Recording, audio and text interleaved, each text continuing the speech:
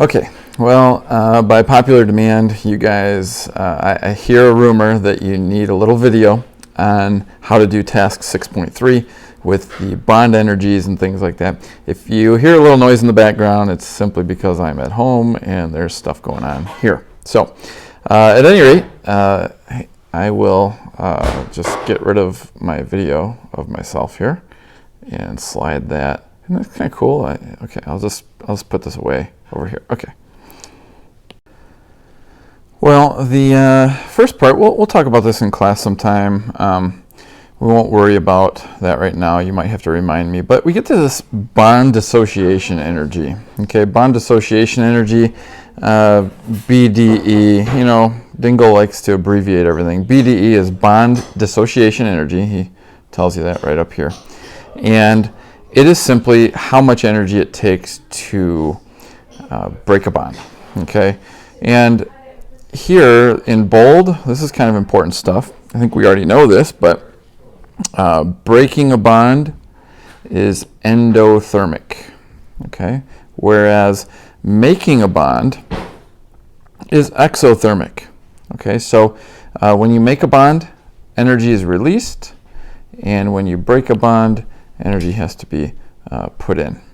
So the energy change of a reaction is symbolized by delta H, and like the change in heat energy, H stands for kind of heat energy, or sometimes you'll hear the word enthalpy later. You'll get to that soon, but enthalpy. That's a fancy word for energy, and I don't know why chemists have to keep coming up with fancy words for stuff, but they do. All right. Okay, now I don't know why my face is here on the screen, so let me see if I can get rid of this. Oh, there we go. Okay. I'm still learning how to use this program. Okay, let's jump down to this table here. Okay, when it says here at the top that these values can be positive or negative, depending on whether the bond is broken or made, what that means is when an FF bond forms, it releases 154 kilojoules for each mole of bonds that form. But if you want to break a mole of FF bonds, you need to put in 154 kilojoules. Okay? So that's why it can be positive or negative.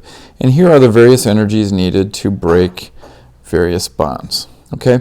So the calculations required in 6.3, you need to rely on the table, and you also need to be able to draw the structures, which is kind of hard. We haven't really practiced that a whole lot. So let's take a look at how to draw the structures here. So when you have, let's get this larger. All right, when you have this structure, you're going to have C with 3 H's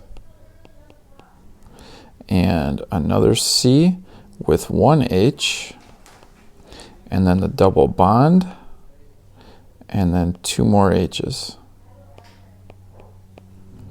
plus H2 is just H bonded to H, and then you're going to have C with 3 H's on it, connected to another C with 2 H's, connected to another C with 3 H's. All right, so those are all the structures, and what we need to do is we need to add up all the bonds that are broken and all the bonds that are made. Now, let's take a look at which bonds are broken.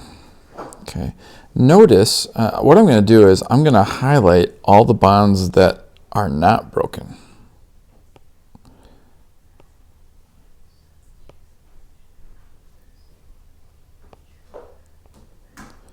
Okay, notice these bonds here that I'm highlighting in yellow, they are staying the same.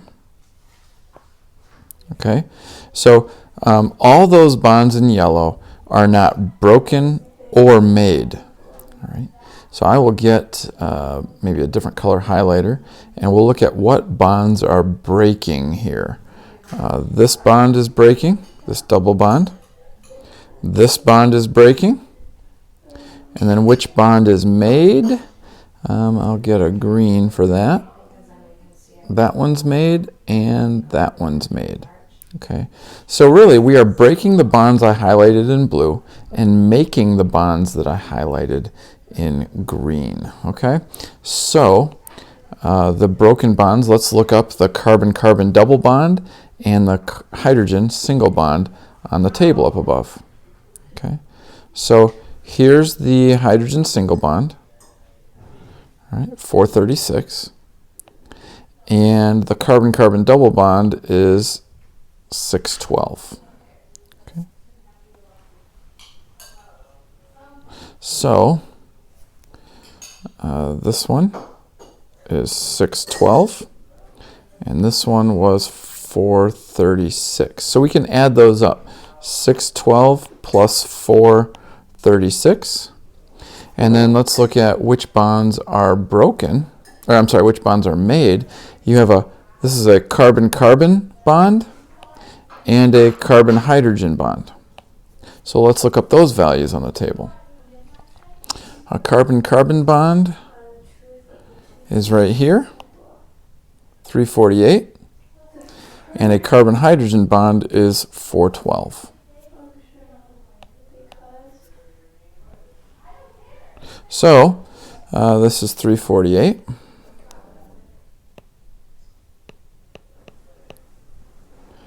And this one, oh boy, I forgot what it was. Carbon-hydrogen was 412. So then we add those up. 348 plus 412. All right, so the green numbers are going to be negative. Okay, after you add them up, make that negative. And the blue numbers, add that up, make that positive.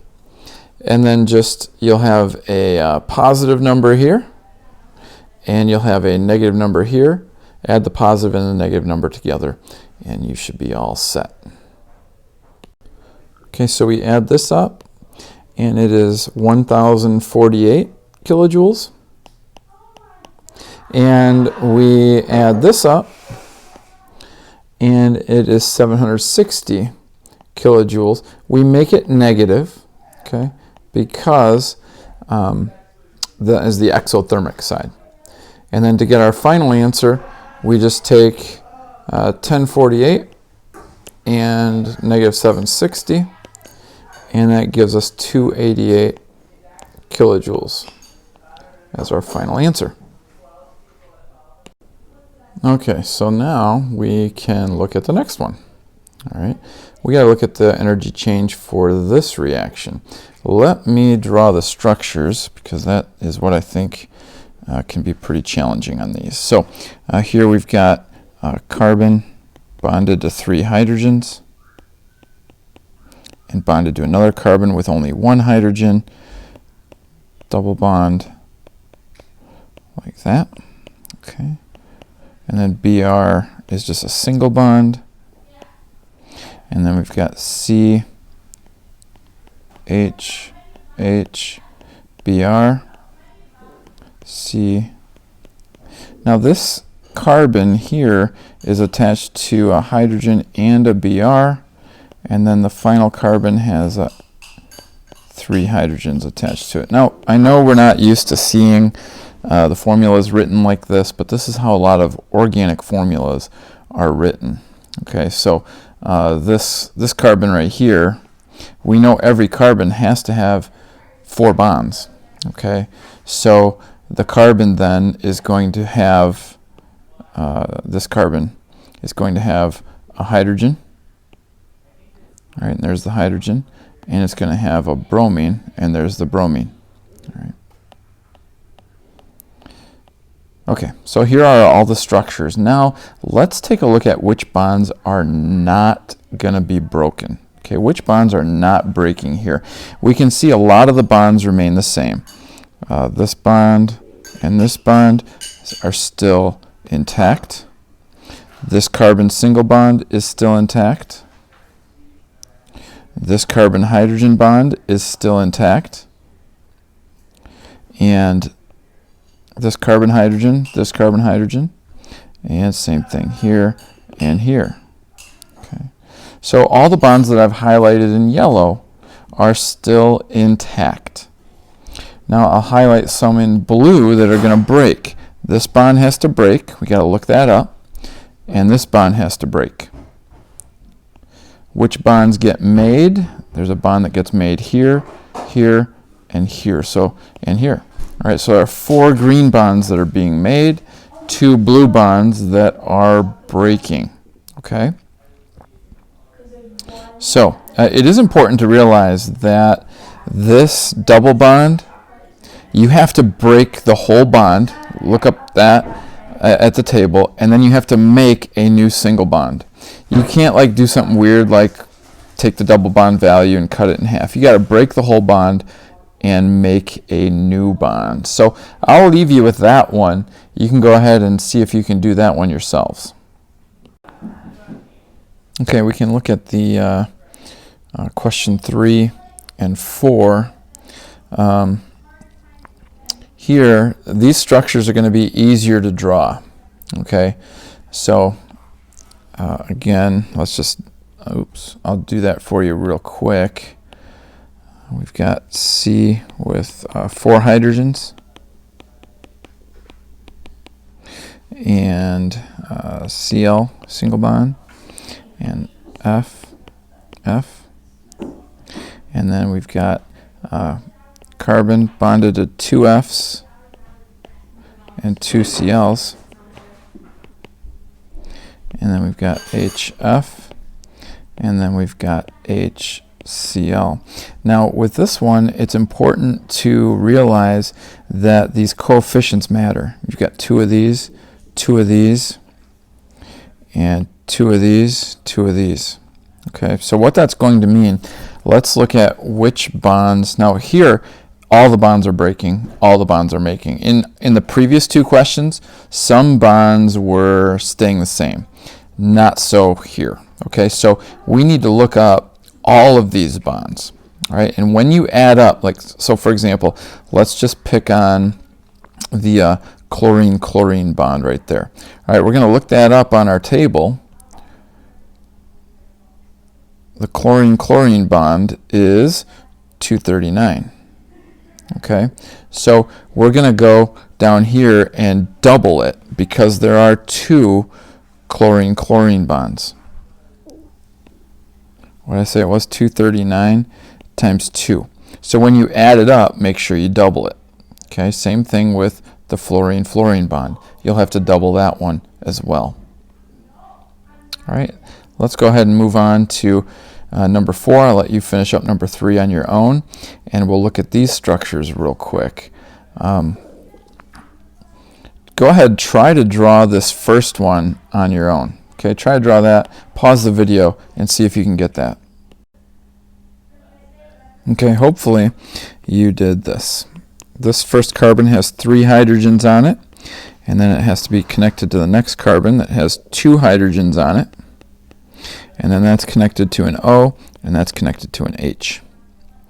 The next structure is a little more challenging. Again, we've got a carbon with 3 hydrogens on it.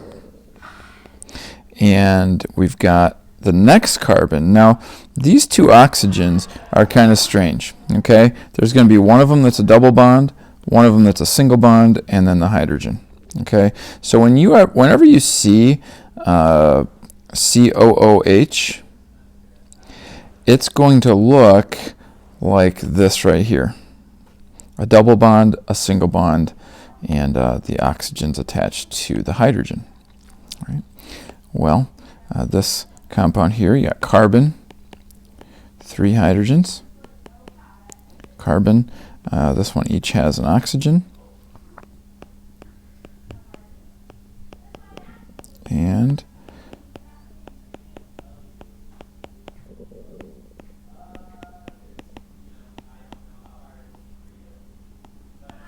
there we go.